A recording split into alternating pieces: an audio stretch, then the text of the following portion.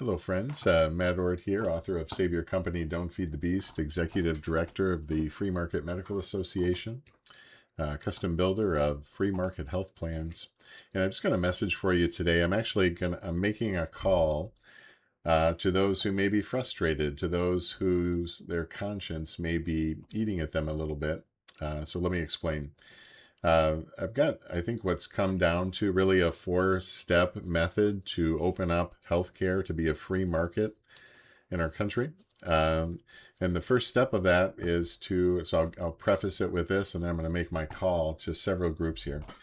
But the four steps: number one, acknowledge the monopoly that we have. We aren't able to shop for healthcare like we're able to shop for everything else. We're not able to see price. We're not able to go to a variety of places. We're stuck in network. And many are frustrated because of it. And ironically, the two most frustrated parties are the physicians and the patients. The two only ingredients necessary for a healthcare transaction. But we acknowledge that.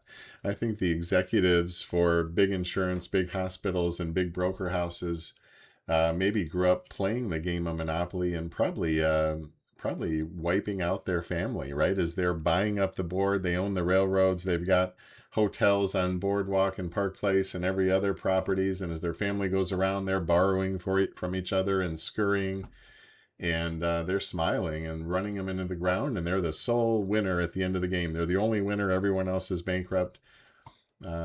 They're probably quite good at that. The problem is that's a game and this is real life, but we acknowledge that we have that. How do we fix that? How do you fix a monopoly? You have to have alternatives. We need to build an alternative healthcare economy. We do that by building the foundation of DPC in collaboration with many others. The Free Market Medical Association we're working on what we're calling a DPC directory, as full as possible, complete list of a basic definition of direct primary care clinics throughout the nation by state. We'll put this on our website maybe as soon as early summer, and anyone and everyone will be able to go on there. And if you need a DPC in X city and X state, this will be a way to search it out. Again, in collaboration with many others. DPC is unique in that it's robust. It can work inside of insurance. It can work outside of insurance, and it's a stable foundation. We follow that with, of course, the referral, the expensive care, the alternative healthcare economy for direct specialty care, and to finish off or to complete the seller side rather, and then we bring in the buyer side, which is employers. Half of Americans are covered by employer plans. The other half is the Medicare and Medicaid, the government side. And half of that employer, if you will, of that half is 2/3 of that is self-employed, meaning more flexibility in developing their health plan. So there's the basic strategy. What's my call? My call is to three groups. First, my call is to physicians. I know that many physicians, as I've talked with many as I travel the nation and speak, many physicians are frustrated being a cog in a big money machine.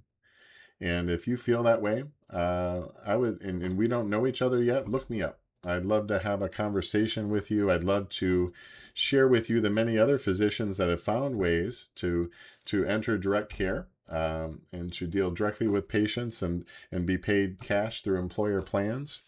And there are ways to do that. And there are ways to practice medicine like you dreamed of when you started medical school. And so if that's a desire of yours or a frustration of yours, let's chat. The second group, advisors. This is an interesting group. Advisors sit beside the employers, and the employers don't often understand these complex situations, and they advise them of their options. Yet also the big house legacy firms say, advisors, here are the solutions you can offer. Don't get out of the box. Don't do things like health shares. Don't do things like custom build self-funded plans. Let's create the appearance that we're doing all these innovative things, but in the reality is that 90+%, 90 whatever percent aren't. Let me reach out to you. Let me call to you today for, if you have the courage, if you have the temerity to explore and you're frustrated with that and your conscience is eating at you every day.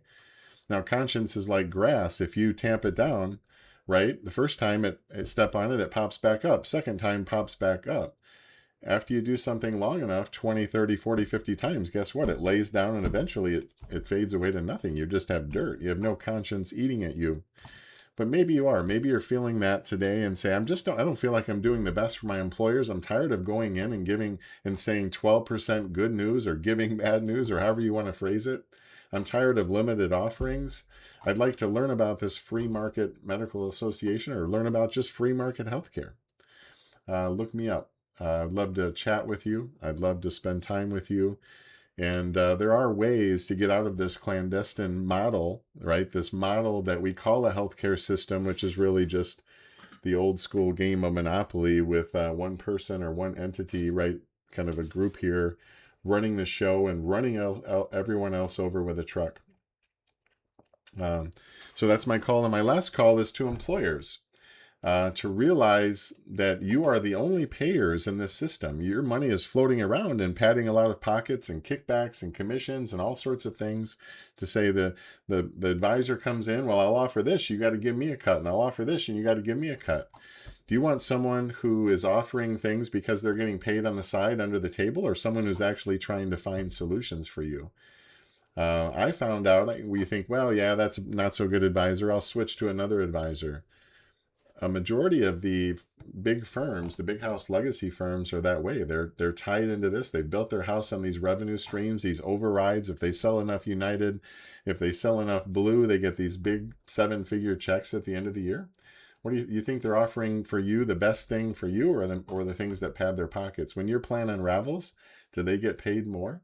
It's called a conflict of interest. That's called misaligned compensation. I learned this when I purchased a vacuum one morning when I was the VP of HR for almost 25 years. I had to purchase a vacuum for our custodial staff, and I had to go through all this paperwork, get 3 estimates and everything for a $350 vacuum, and I realized I signed our stop loss for our self-insured plan that morning. This was just after I started, for $700,000, and I didn't need any approvals but a nod from the CFO. Health plans, the health plan expense, healthcare within companies are often not viewed as an expense, although it should be, because you're purchasing healthcare services if you're doing it right, instead of purchasing mysterious insurance products that just pad their pockets and skim off the top everywhere they can. And so if you'd like to change that game, if you'd like to offer a health plan with no or low premiums and no or low deductibles and be able to shop for value just like you do when you go to the grocery store or the car lot, or to buy a TV or whatever it may be, that is possible. And we have ways to do that. Reach out to me. I'm glad to help. I'm glad to connect you with people in your area. I've been traveling in the country, almost 50 cities now, and still 5 or 6 more this year. I've gotten to know a lot of great people in this movement. And won't you join us in this movement? This movement that is sustainable, this movement that is a win-win for all the parties involved. And it takes out the corruption. It takes out all the stuff in the middle that's adding no value, but adding incredible cost. So if you're one of those folks with the courage to do that, if you're one of those folks that are frustrated, let's connect. And I'm glad to help you in any way I can. So thanks for listening today, and I look forward to meeting you.